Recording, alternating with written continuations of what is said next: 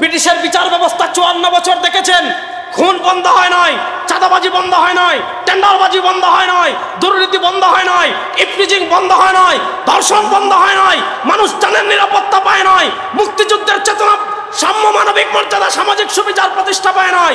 54 বছর সাতার মাথার ব্রিটিশের আইন দেখেছেন, কোনো পরিবর্তন হয় নাই। এই 2024-এর জুলাই আগস্টের পরবর্তীতে বাংলাদেশে আল্লাহর কোরআনের আইন বাস্তবায়ন করার জন্য প্রস্তুত আছেন না? প্রধানে যে আসিয়া নামক একটা মেয়েকে ধর্ষণ করার ঘটনা ঘটেছিল, আপনারা কষ্ট পেয়েছিলেন কি? আপনারা কষ্ট পেয়েছিলেন কি পান নাই? সারা দেশ তুলপাড় হয়ে গিয়েছে। প্রধান উপদেষ্টা বিবৃতি দিয়েছেন, তারেক রহমান বিবৃতি দিয়েছেন, পীর সাহেব চরমোনাই বিবৃতি দিয়েছেন, জামাতের আমির বিবৃতি দিয়েছেন, মৌলানা মামুনুল হক বিবৃতি দিয়েছেন। আসামি গ্রেফতার হলো, বিচার হয়েছে? কবে বিচার হবে কোনো গ্যারান্টি আছে? কিছুদিন আগে আপনারা দেখেছেন পুরান ঢাকায় একজন ব্যবসায়ী আছে সোহাগ নামে, তাকে পাথর দিয়ে মারা হয়েছিল। আপনারা কি দেখেছিলেন? কষ্ট লাগছিল? যদি বলেন কষ্ট লাগে না, আপনি তো মেয়ে মানুষ না, আপনি তো জানোয়ার মেয়ে। কষ্ট লাগছে কি লাগে নাই? সারা দেশ প্রতিবাদ করেছে, আসামি গ্রেফতার হয়েছে, ফাঁসি হয়েছে। কবে ফাঁসি হবে কোনো গ্যারান্টি আছে? ব্রিটিশ প্রবর্তিত আইন, মনোযোগ, ব্রিটিশ প্রবর্তিত আইন আর ইসলামী আইনের পার্থক্য দেখেন।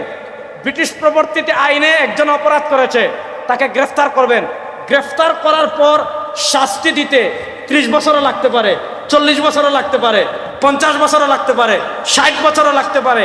কবে তার শাস্তি হবে এটার কোনো গ্যারান্টি নাই। বাংলাদেশে এমন আছে, খুন করেছে 75 সালে, এখনো রায় হয় নাই। খুন করেছে 80 সালে, এখনো রায় হয় নাই। খুন করেছে 90 দশকে, এখনো রায় হয় নাই। এবার দেখেন, ব্রিটিশ প্রবর্তিত আইনে খুন করেছে, আপনার চোখের সামনে খুন করেছে, তার অপরাধ এখনো প্রমাণিত হয় নাই। ব্রিটিশ প্রবর্তিত আইন বলবে থানায় মামলা করেন, মামলা করতে যাবেন, বুঝছেননি? আবার যদি সে সরকার দলীয় হয়, মামলা নিতে চাইবে না। এবার আপনি বিচার ব্যবস্থায় যান, আপনি উকিল ধরেন, টাকা, উকিলের পেশকার রেট টাকা, প্রথম শুনানির দিন টাকা, দ্বিতীয় শুনানির দিন টাকা, তৃতীয় শুনানির দিন টাকা।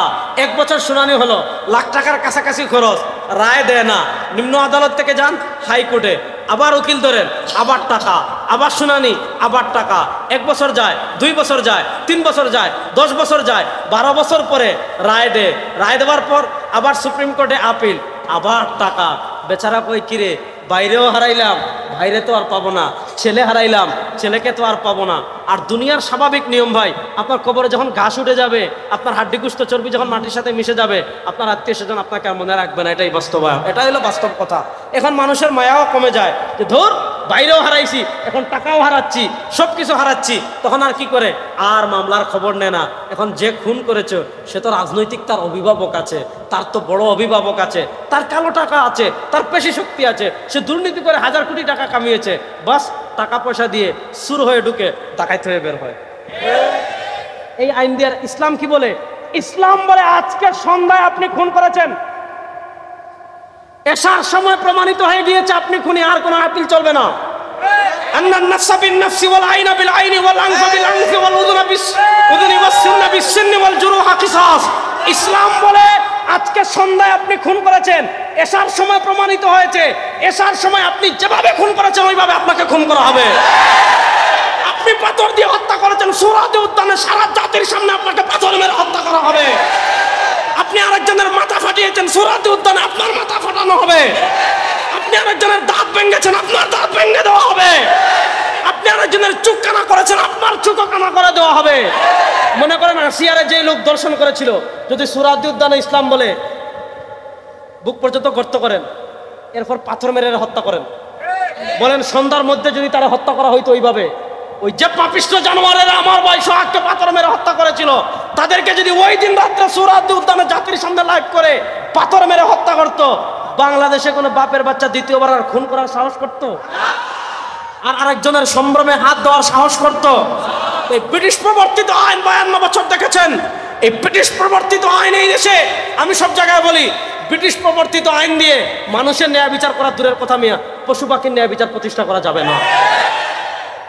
যেই বিচার ব্যবস্থা একজন মানুষকে 17 বছর কারাগারে রাখে, 17 বছর পরে এই যে একজন মানুষ বেকসুর খালাস পায়, 18 বছর পর বেকসুর খালাস পায়, ওই বিচার ব্যবস্থা মানুষের হতে পারে না, কুত্তার বিচার ব্যবস্থা হতে পারে।